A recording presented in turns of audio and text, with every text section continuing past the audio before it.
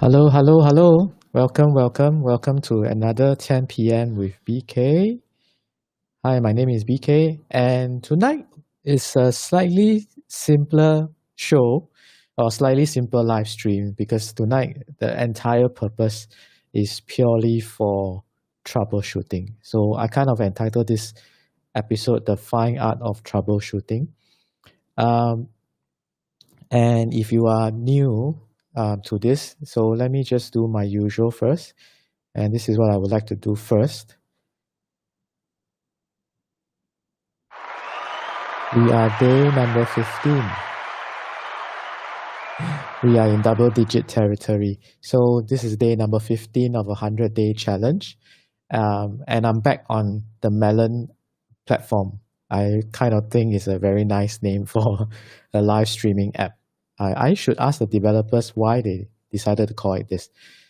So anyway, if you have watched the first two streams that I've done previously using this platform, and again, I stress that I really think that it's a very promising platform.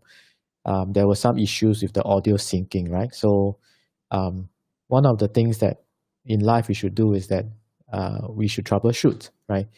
And due to this process, I have actually approached the developers. I've sent them as much of the information as I can, and they have been very kind and gracious.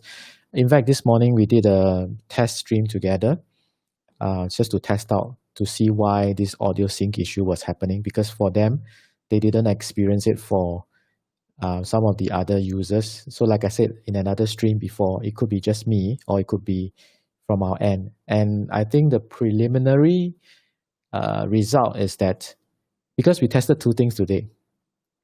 So this morning we tested one where the developers joined my stream and we experienced the same problems. That means the audio and video sync was not happening, right? So in fact, I'm not sure whether this will be happening now as well. It might be. So if it is, I'm sorry about that.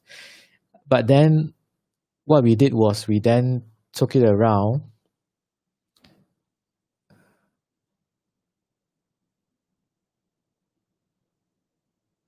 Hang on a minute. The developers are saying that I made it a private stream. I didn't. I made it public. So I'm not sure why it is like this again.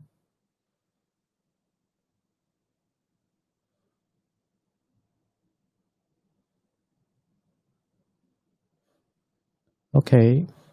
So now it's public. Hang on a minute. Let me just reply them.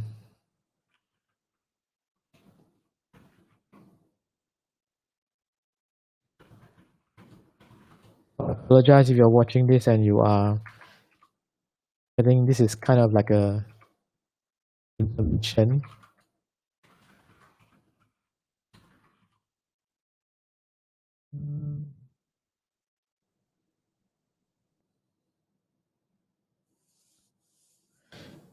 Yeah, so it should be public now.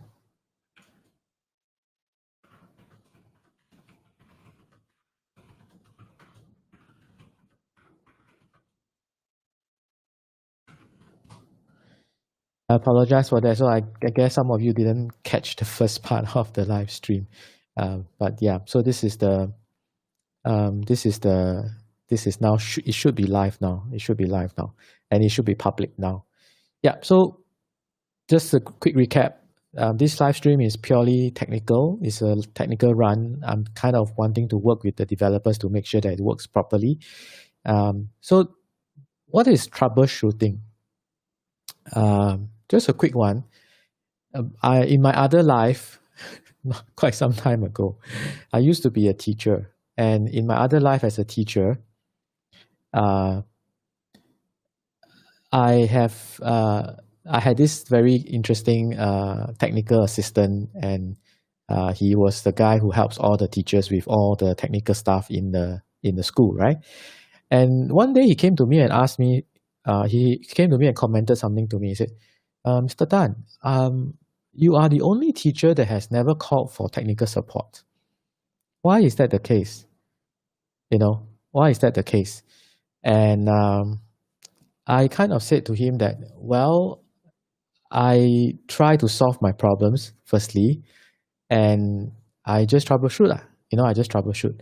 So I I actually cannot remember how I started on this concept. I'm guessing somebody must have taught me, but I can't really remember who. I'm trying very hard to recall, but I have always have had this approach to things that I shouldn't get vexed or frustrated over something because it's not working. In fact, my default assumption very often, especially for technical stuff like hardware and software coming together, it's always been I kind of hope. I kind of know that it will work most of the time, but when it doesn't work, I am not vexed at all. In fact, I'm quite chill about it. And I do know that sometimes friends or you kind of meet certain people and they try very hard and something just doesn't work and it really frustrates them. So I seriously cannot remember who was the friend or who was the person who taught me this mentality or this outlook on life. And I kind of want to thank him because it was a good one, right? So to me, it kind of I've always had this idea that yes, things may go wrong, but just fix it. Just just isolate the issue and fix it. So for example, IT stuff, right, or technical software stuff, usually the easiest fix is always just to turn off the software or turn off the computer, restart everything, and it usually will work, right? That's the first step, right? And that usually solves like probably 90% of the time. And that is what I have always been doing. So if something crashes, something happens, something doesn't function the way you think it's supposed to function, that's usually how we do it, right? That's usually how I solve it. So that solves 90% of the problems, right? Then if that doesn't solve the problem, then usually there is a conflict. There's usually a conflict. For example, you may be running program A that is conflicting with program B. So all you need to do is close everything off. Make sure when you are doing a certain thing, you only run program A, right? Or you only run program B. And then you observe. Does it work if you only run one of the programs? If it works correctly, then that's great, right? And then you add on something else, and then something else, and then something else, and then until you find the actual program that is bugging you. It is just a simple process of elimination. It's actually the same here now as well, right? So this morning we did a process of elimination as well, and the developer is telling me now that this live stream is not syncing. So, but anyway, I'm just going on with it so that just to finish this live stream, and then I'm sorry about the video syncing. Okay, but what happened this morning? The audio is great. I know the audio you are still hearing me fine. What happened this morning was we did two examples. So it is a process of elimination, right? So we did one where they joined my stream, and we had the problems. The syncing was not done, and then we just did it the other way around. I joined their stream, okay, and when I joined their stream, then it was fine, okay, it worked perfectly. My audio was synced. When I say it, it syncs. My audio and my video syncs together. So we kind of had a preliminary conclusion that it could be because currently right now where I am in Asia, right? And all the traffic is routed through the Asian servers, for example. Perhaps there's something that is not working correctly in the Asian server, whereas they are now in the US, they are in LA, Los Angeles. And when I joined their stream, the stream data was being routed through the US servers. So obviously the US servers may have been set up more correctly than the Asian servers in this case. And that is probably why that was the result of it.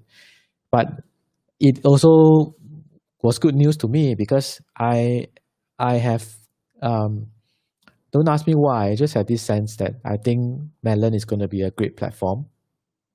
I'm rooting for them, even though I have this kind of nagging issue where the audio and video doesn't sync. But because of what we did this morning on the US side, I know that it can work correctly. It should work correctly. So George is one of the developers over there, and he has been very kind, and they are really working on this issue now. So this particular live stream, in a way, is kind of a technical run for them, and hopefully they can resolve this. So yeah, that's what I wanted to share about troubleshooting. I think a lot of times, while we do not want to hope that things don't work, but we should also think that you should also think that if something doesn't work, right, we don't have to be vexed about it. All we need to do is just troubleshoot it, right? And there are certain simple principles, and if you expect it that way, you won't get vexed. I think life is too short to feel like that, to feel frustrated. Just go through the process. Number one, restart everything, shut down everything, restart everything. Normally it solves 90% of the time. If the still doesn't work, then follow the process of elimination, one thing at a time, and then isolate the problem and solve that problem. That's the second approach. And the third approach, which is what I eventually did, because for this issue, there's no way I can solve it. Now, so the thing about troubleshooting is also like that. You should always never be ashamed to ask for help, right? Especially for this kind of scenario, there's obviously no way, absolutely no way, no chance for me to be able to solve this, because I don't run the platform. I don't own the platform, right? So by contacting the developers and working with them, and then providing them with all the data and all the things that I have done so far, we can hope to come to a solution, right? So that is the third step. Now, but sometimes frustration among users come about when they mix up the order, right? So for example, some people will jump straight to step number 3 and look for developers, or look to the support and complain and all that, without trying other things first. And they kind of just have this expectation that everything should work perfectly for them all the time. Yes and no. I think sometimes as consumers, yes, we do kind of can expect that things should work properly all the time, but that is kind of an unrealistic expectation sometimes, and it will just it will just vex you if you always feel that way. So chill, go through the troubleshooting steps, and whenever all things fail, work with the developers. Because I always believe that the developers, this is their baby, this is their project, this is what they are proud of. They are obviously have vested interest to make sure that it works properly, right? And if you work with them nicely and you work with them properly, they will go all out of their way to make sure it works, because that's what they want to do, right? And today I have perhaps in a few upcoming episodes, what I'm going to talk about is, I kind of realized that I have immense respect and immense admiration for people who are passionate about what they do. Because today I sent a video to one of my friends and showing this particular photographer that is so passionate about a certain type of photography that he's doing, and the lengths at which he goes to do that photography. I'll share with you guys in another episode. Okay, so I think they got enough data from this. Today, I know there probably is some audio sync issues, and but it was, like I said, it's just a technical run, and hopefully in further episodes it will be solved already. But I do think that this is a very promising platform. Okay, so if you're watching this live on Facebook, feel free to add me. Feel free to. I'm still having difficulty aligning to the, feel free to add me as a friend, or just drop me a comment and tell me where you're watching this from. And today we are live streaming, and of course, because the earlier part, I'm not sure why it was set to be private. It's supposed to set to public. I've done it many, many times, so I'm just not sure why it always happens that way. So once again, we are on day number 15. of a 100-day challenge, and I'm excited about it. So thank you for those of you who has been sending me comments, very nice comments, very kind comments, and you have been encouraging me. And in fact, I also have received certain comments from people saying that I have inspired them. So thank you very much. It's a humbling feeling because, um, and I, like what I said in another episode, when you declare to the universe you're going to do something, there will always be friends rooting for you. So those of you who have seen my live streams for the past 15 days, you have felt the inkling. There's a little stirring in your hearts, right? Your heart is stirring in certain direction. The heart is telling you, let's do a live stream. Please do it.